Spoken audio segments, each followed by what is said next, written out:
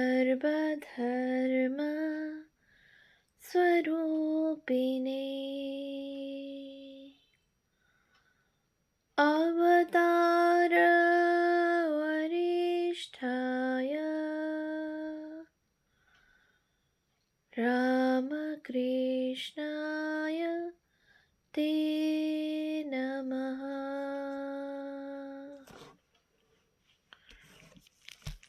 শ্রী শ্রী রামকৃষ্ণ লীলা প্রসঙ্গ প্রথম ভাগ,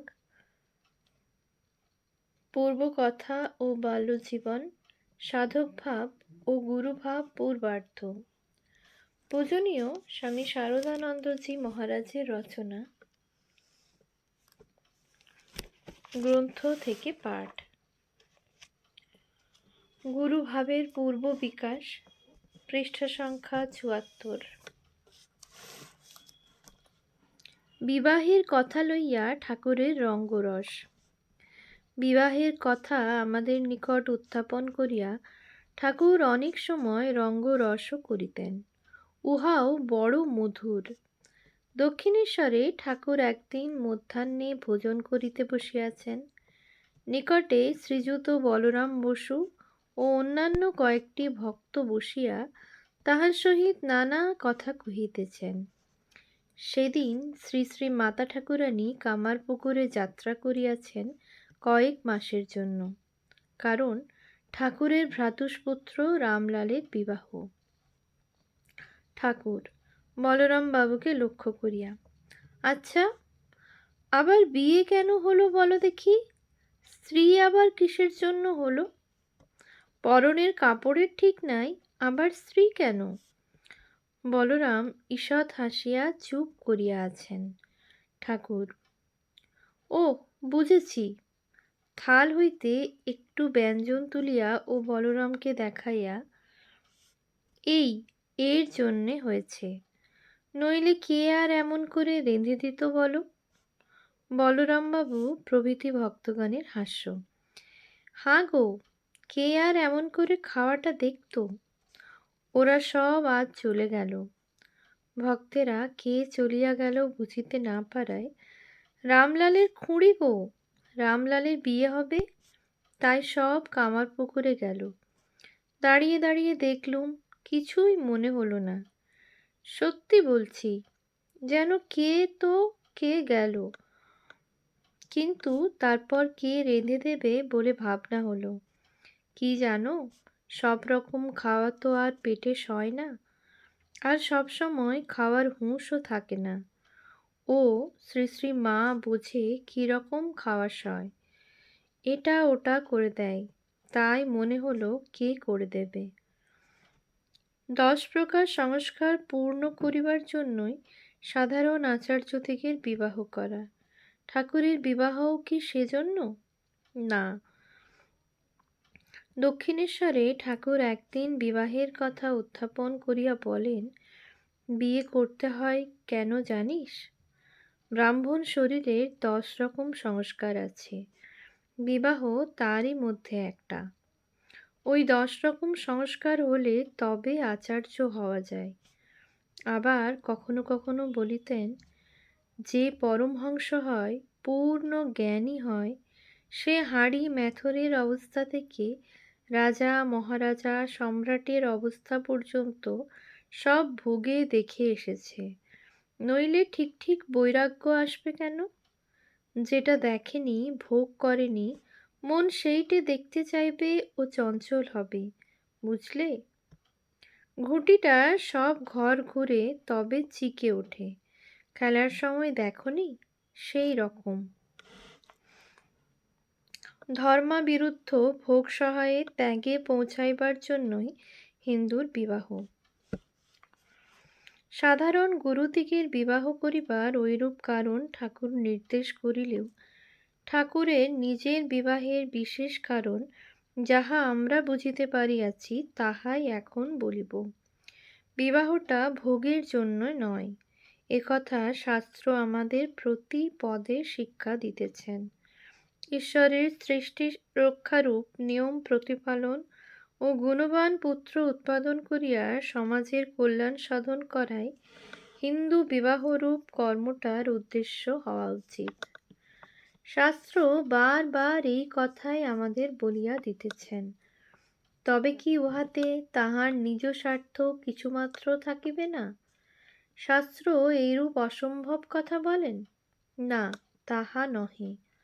শাস্ত্রকার ঋষিগণ দুর্বল মানব চরিত্রের অন্তঃস্থল পর্যন্ত দেখিয়াই বুঝিয়াছিলেন যে দুর্বল মানব স্বার্থভিন্ন এ জগতে আর কোনো কথাই বুঝে না, লাভ লোকসান না খতাইয়া অতি সামান্য কার্যেও অগ্রসর হয় না। শাস্ত্রকার ওই কথা বুঝিয়াও যে পূর্বোক্ত আদেশ করিয়াছেন, তাহার কারণ তিনি এই কথাও বুঝিয়াছেন যে ওই স্বার্থটাকে যদি একটা মহান উদ্দেশ্যের সহিত সর্বদা জড়িত রাখিতে পারে তবেই মঙ্গল। নতুবা মানবকে পুনঃ পুনঃ জন্ম মৃত্যুর বন্ধনে পড়িয়া অশেষ দুঃখ ভোগ করিতে হইবে। বিচার সংযুক্ত ভোগ করিতে করিতে কালে বোধ হয় দুঃখের মুকুট পরিয়া সুখ আসে।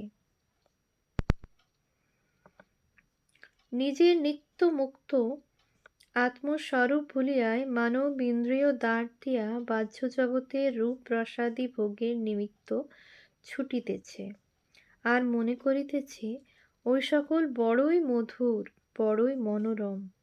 কিন্তু জগতের প্রত্যেক সুখটাই যে দুঃখের সঙ্গে চির সংযুক্ত, সুখটা ভোগ করিতে গেলেই যে সঙ্গে সঙ্গে দুঃখটাও লইতে হইবে, এ কথা কয়টা লোক ধরিতে বা বুঝিতে পারে? শ্রীযুত বিবেকানন্দ স্বামীজি বলিতেন, দুঃখের মুকুট মাথায় পরে সুখ এসে মানুষের কাছে দাঁড়ায়, মানুষ তখন সুখকে লইয়াই ব্যস্ত। তাহার মাথায় যে দুঃখের মুকুট, উহাকে আপনার বলিয়া গ্রহণ করিলে পরিণামে যে দুঃখটাকেও লইতে হইবে, এ কথা তখন সে আর ভাবিবার অবসর পায় না। শাস্ত্র সেই জন্য তাহাকে ওই কথা স্মরণ করাইয়া দিয়া বলেন, ওরে, সুখ লাভটাই নিজের স্বার্থ, এ কথা মনে করিস কেন? সুখ বা দুঃখের একটা লইতে গেলে যে অপরটাকেও লইতে হইবে। স্বার্থটাকে একটু উচ্চ সুরে বাঁধিয়া ভাব না যে সুখটাও আমার শিক্ষক, দুঃখটাও আমার শিক্ষক, আর যাহাতে ওই দুয়ের হস্ত হইতে চিরকালের নিমিত্ত পরিত্রাণ পাওয়া যায়, তাহাই আমার স্বার্থ বা জীবনের উদ্দেশ্য। অতএব বুঝা যাইতেছে, বিবাহিত জীবনে বিচার সংযুক্ত ভোগের দ্বারা এবং সুখ দুঃখপূর্ণ নানা অবশ্যম্ভাবী অবস্থার অনুভবের দ্বারা ক্ষণভঙ্গুর সংসারের সকল আপাত সুখের উপর বিরক্ত হইয়া, যাহাতে জীব ঈশ্বরের প্রতি অনুরাগে পূর্ণ হয় এবং তাহাকেই সারাৎসার জানিয়া তাহার দর্শন লাভের দিকে মহোৎসাহে অগ্রসর হয়, ইহা শিক্ষা দেওয়াই শাস্ত্রকারের উদ্দেশ্য।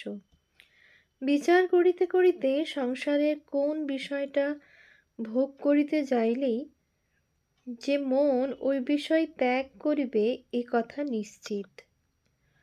এজন্যই ঠাকুর বলিতেন, সদসৎ বিচার চাই। ওরে, সদসৎ বিচার চাই। সর্বদা বিচার করে মনকে বলতে হয় যে, মন, তুমি এই জিনিসটা ভোগ করবে, এটা খাবে, ওটা পরবে বলে ব্যস্ত হচ্ছ। কিন্তু যে পঞ্চভূতে আলু, পটল, চাল, ডাল ইত্যাদি তৈরি হয়েছে, সেই পঞ্চভূতেই আবার সন্দেশ, রসগোল্লা ইত্যাদি তৈরি হয়েছে। ভোগ সুখ ত্যাগ করিতে মনকে কিভাবে বুঝাইতে হয়, তদ্বিষয়ে ঠাকুরের উপদেশ। যে পঞ্চভূতের হাড় মাংস রক্ত মজ্জায় নারীর সুন্দর শরীর হয়েছে, তাহাতেই আবার তোমার সকল মানুষের ও গরু, ছাগল, ভেড়া ইত্যাদি প্রাণীরও শরীর হয়েছে। তবে কেন ওগুলো পাবার জন্য এত হাইফাই করো? ওতে তো আর সচ্চিদানন্দ লাভ হবে না। তাতেও যদি না মানে, তো বিচার করতে করতে দু একবার ভোগ করে সেটাকে ত্যাগ করতে হয়। যেমন ধরো, রসগোল্লা খাবে বলে মন ভারী ধরেছে, কিছুতেই আর বাগ বানছে না। যত বিচার করছো সব যেন ভেসে যাচ্ছে। তখন কতকগুলো রসগোল্লা এনে এগাল ওগাল করে চিবিয়ে খেতে খেতে মনকে বলবি, মন, এরই নাম রসগোল্লা। এও আলু পটলের মতো পঞ্চভূতের বিকারে তৈয়ারি হয়েছে। এও খেলে শরীরে গিয়ে রক্ত মাংস মল মূত্র হবে। যতক্ষণ গালে আছে ততক্ষণে এটা মিষ্টি। গলার নিচে নামলে আর ওই আস্বাদের কথা মনে থাকবে না। আবার বেশি খাও তো অসুখ হবে। এর জন্য এত লালায়িত হও? ছি ছি, এই খেলে আর খেতে চেও না। সন্ন্যাসী ভক্তদিগকে লক্ষ্য করিয়া, সামান্য সামান্য বিষয়গুলো এই রকম করে বিচার বুদ্ধি দিয়ে ভোগ করে ত্যাগ করা চলে, কিন্তু বড় বড়গুলোতে ওরকম করা চলে না। ভোগ করতে গেলেই বন্ধনে পড়ে যেতে হয়। সেজন্য বড় বড় বাসনাগুলোকে বিচার করে তাতে দোষ দেখে মন থেকে তাড়াতে হয়। বিবাহিত জীবনে ব্রহ্মচর্য পালন করিবার প্রথার উচ্ছেদ হওয়াতেই হিন্দুর বর্তমান জাতীয় অবনতি। শাস্ত্র বিবাহের ঐরূপ উচ্চ উদ্দেশ্য উপদেশ করিলেও কয়টা লোকের মনে সে কথা আজকাল স্থান পায়? কয়জন বিবাহিত জীবনে যথাসাধ্য ব্রহ্মচর্য পালন করিয়া আপনাদিগকে এবং জনসমাজকে ধন্য করিয়া থাকেন? কয়জন স্ত্রী স্বামীর পার্শ্বে দাঁড়াইয়া তাহাকে লোকহিতকর উচ্চব্রতে ঈশ্বর লাভের কথা দূরে থাকুক প্রেরণা দিয়া থাকেন? কয়জন পুরুষই বা ত্যাগী জীবনের উদ্দেশ্য জানিয়া স্ত্রীকে তাহা শিক্ষা দিয়া থাকেন? হায় ভারত! পাশ্চাত্যের ভোগ সর্বস্ব জড়বাদ ধীরে ধীরে তোমার অস্থিমজ্জায় প্রবিষ্ট হইয়া তোমাকে কি মেরুদণ্ডহীন পশুবিশেষে পরিণত করিয়াছে তাহা একবার ভাবিয়া দেখো দেখি। সাধে কি আর শ্রী রামকৃষ্ণদেব তাহার সন্ন্যাসী ভক্তদিগকে বর্তমান বিবাহিত জীবনে দোষ দেখাইয়া বলিতেন, ওরে, ভোগটাকে সর্বস্ব জ্ঞান বা জীবনের উদ্দেশ্য করায় যদি দোষ হয়, তবে বিবাহের সময় একটা ফুল ফেলে সেটা করলেই কি শুদ্ধ হয়ে গেল? তার দোষ কেটে গেল? বাস্তবিক বিবাহিত জীবনে ইন্দ্রিয়পরতা আর কখনো ভারতে এত প্রবল হইয়াছিল কি না সন্দেহ। ইন্দ্রিয় পরিতৃপ্তি ভিন্ন বিবাহের যে অপর একটা মহাপবিত্র মহোচ্চ উদ্দেশ্য আছে, একথা আমরা আজকাল এক প্রকার ভুলিয়াই গিয়াছি। আর দিন দিন ওই কারণে পশুরও অধম হইতে বসিয়াছি। নব্য ভারতীর ওই পশুত্ব ঘুচাইবার জন্যই লোকগুরু ঠাকুরের বিবাহ।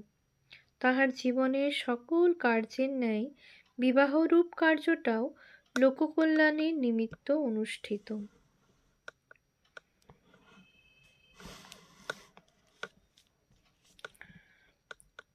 ওম শান্তি শান্তি শান্তি।